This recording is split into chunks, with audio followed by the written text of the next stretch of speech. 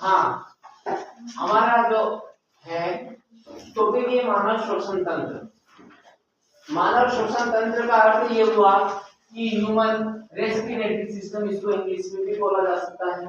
यानी कि मानव कैसे अपने सांस को अंदर की तरफ ग्रहण करता है और कैसे सांस को वापस बाहर निकालता है, उस पूरे एक सिस्टम को तंत्र नाम दिया है। यानी कि ह्यूमन, क्या बोलेंगे इसको, ह्यूमन रेस्पिरेटरी सिस्टम। क्या नाम लिखा मैंने ये, ह्यूमन रेस्पिरेटरी सिस्टम। आई बात समझ में, ह्यूमन रेस्पिरेटरी सिस्टम। आपके सामने यहाँ ये है कि मनुष्य जो श्वसन करता है, श्वसन की क्रियाविधि करता है, जो सांस लेने के लिए वो जो वायु लेता है, अपने वह ऑक्सीजन उसे ग्रहण करना पड़ता है। एकमात्र अलग से ऑक्सीजन कहीं उपलब्ध विद्यमान नहीं होता है, तो उसे पूरी ऑक्सीजन के साथ की पूरी वायु को अंदर की तरफ ग्रहण करता है, ऑक्सीजन युक्त वायु को ग्रहण करता है। समझ रहे हो मेरी बात को? क्या मतलब ऑक्सीजन युक्त वायु को अंदर ग्रहण करता है। आप समझ पूछे कि वह जो ऑक्सीजन युक्त वायु को कहां से ग्रहण करेगा, तो ये है नासा द्वार। क्या है ये, नासा द्वार। यानी कि जो नासा द्वार, नासा यानी कि हमारी नाक, और नाक के अंदर ये जो है क्या है, द्वार। जो छोटे छोटे आपको दिख रहे हैं, ये क्या दिख रहे हैं, छोटे छोटे छेद से दिख रहे हैं, जो बोले जाएंगे नासा द्वार। वहां से यानी कि अभी उसने ओनली फॉर ऑक्सीजन को नहीं, अभी उसने पूरी वायु को अंदर की तरफ ग्रहण कर ली। अब क्या होता है, सुनिएगा, समझना। अब वो यहाँ से नासा द्वार से अपनी सांस को, यानी कि सांस को अंदर की तरफ ग्रहण किया, अंतर ग्रहण बोलेंगे।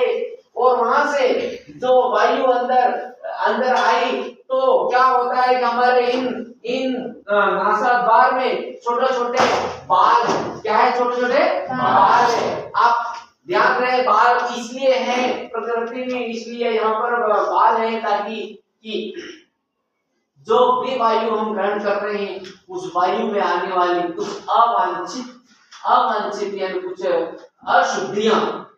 अशुद्धियां जो कि को छांद्रित करने के लिए, समझ गए मेरी बात?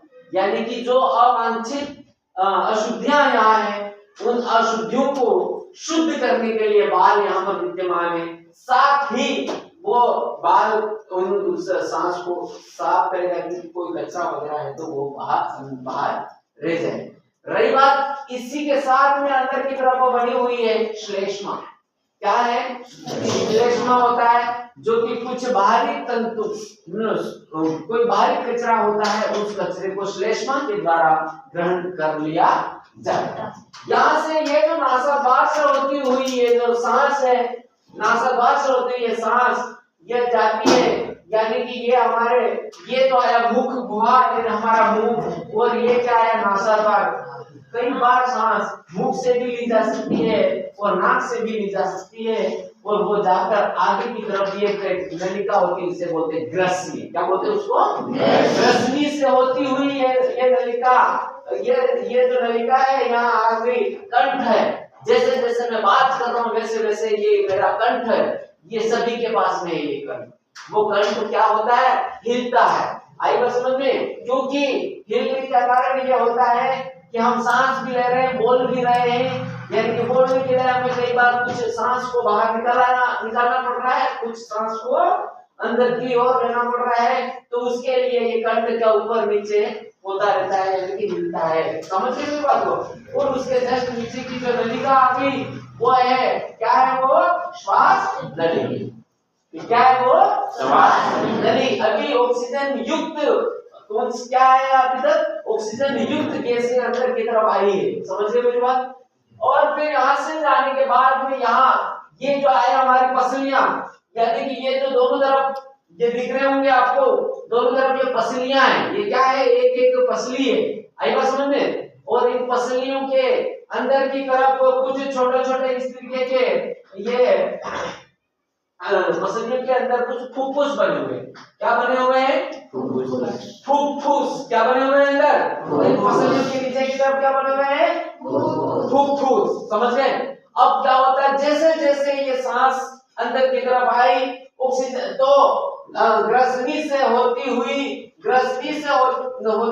कंठ से में और कंठ से होती हुई इन पसलियों के नीचे यानी फुफ्फुस में जब जाती है तो वहां ये बिल्कुल नाजुक होती, फुफ्फुस कैसी होती है, बिल्कुल नाजुक होती है, जो कि हवा भरने से गुब्बारे की जैसी संरचना बन जाती है।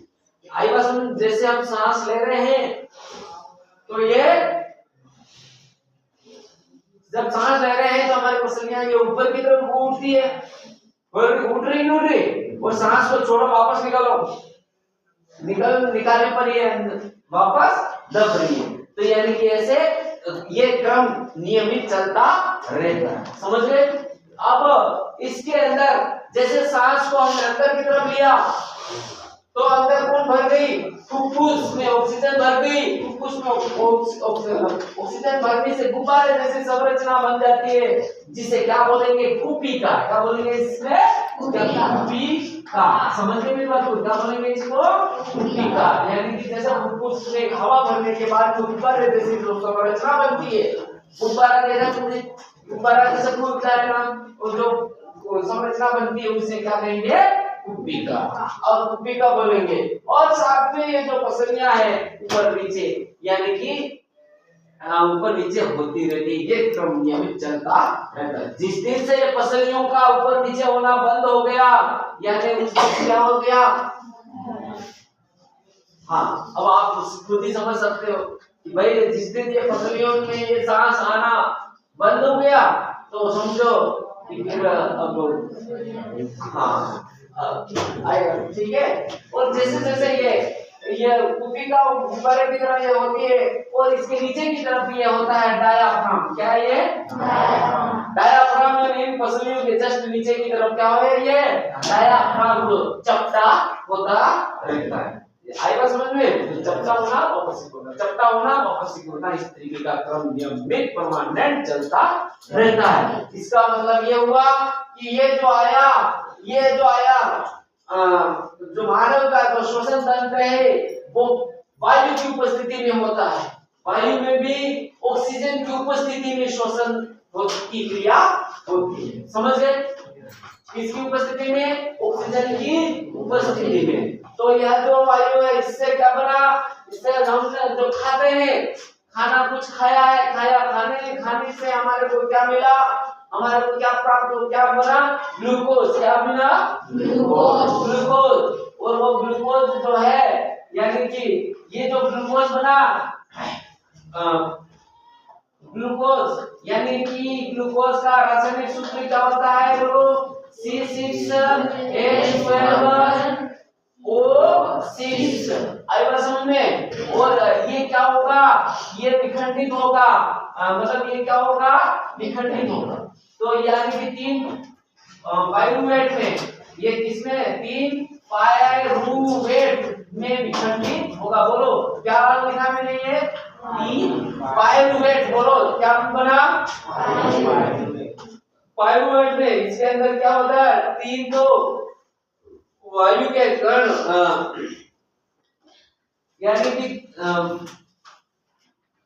पाइरुवेट अणु बने, लेकिन और साथ में इसके साथ में ऊर्जा भी बनती है। इसके साथ में क्या बनी, बोलो, ऊर्जा।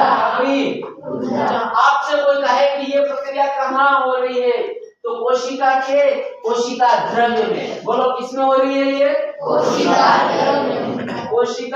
द्रव्य में। ये कहाँ हो रहा है, बोलो, कोशिका द्रव्य में। कोशिका द्रव्य में cytoplasm. This process is in the cytoplasm. किसमें हो रहा है, हाँ यानी कि ये कोशिका द्रव्य में। पाइरुवेट के 3 अणु बन गए। पाइरुवेट की क्या हो गए, ये 3 अणु बन गए। और 3 अणु बनने के बाद में आपको बताना चाह रहा हूं मैं कि जैसे ही ऑक्सीजन की उपस्थिति अगर है तो ऑक्सीजन की उपस्थिति में ये क्या होगा, अगर ऑक्सीजन को हाँ, यानी कि ऑक्सीजन की उपस्थिति में ऑक्सीजन, क्या लिखा है मैंने, ऑक्सीजन की उपस्थिति में, ऑक्सीजन की उपस्थिति में यहाँ क्या बनेगा कि ये जो ग्लूकोज था, समझ रहे हो एक बात को, ये क्या था, ग्लूकोज। अब वो ग्लूकोज के कितने अणु बन गए, ग्लूकोज से 3 पाइरुवेट अणु बने। क्या बने, 3 पाइरुवेट अणु बने।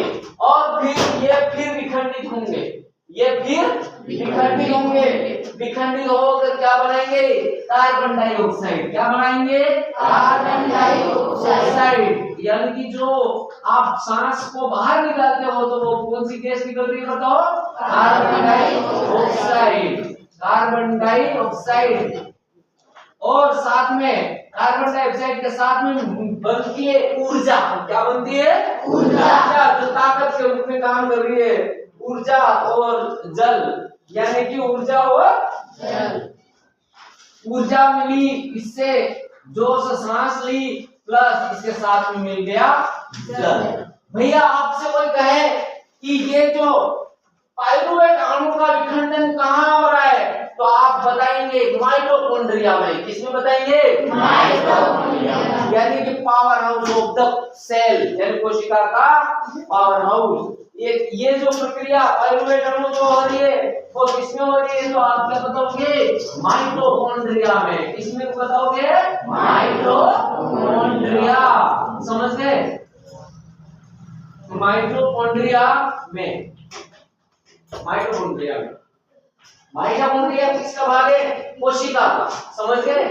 तो आपको मैंने क्या बताया कि जो हमारे पास में हमने नासाद्वार के द्वारा वायु को हमने अंदर की तरफ लिया, वायु को अंदर की तरफ लिया तो हमारे नाक के अंदर छोटे छोटे महीन बाल होते हैं जो कि वायु को साफ सफाई करने का कार्य करते हैं।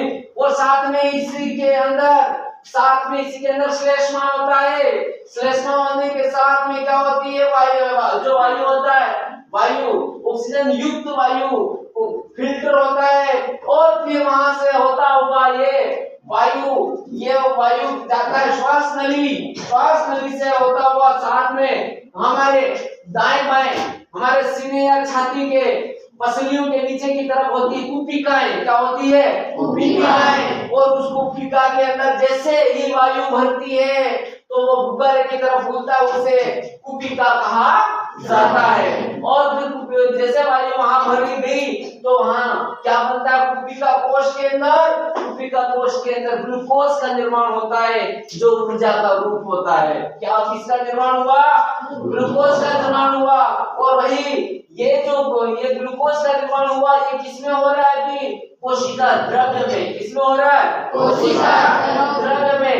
अब क्या होता है कि ग्लूकोज का विखंडन होता है, विखंडन होने पर तीन अणु पाइरुवेट के बनते हैं। 3 अणु पाइरुवेट के बनते हैं। पाइरुवेट के 3 अणु बनते हैं, कार्बन अणु बनते हैं। समझते मेरी बात को, जो कि ये फिर से पाइरुवेट अणु का विखंडन फिर होना, विखंडन यानी टूटना, बिखरना, फिर विखंडित होकर क्या बन जाता है, एक तो कार्बन डाइऑक्साइड बनता है, दूसरा जल बनता है और तीसरा ऊर्जा बनता है।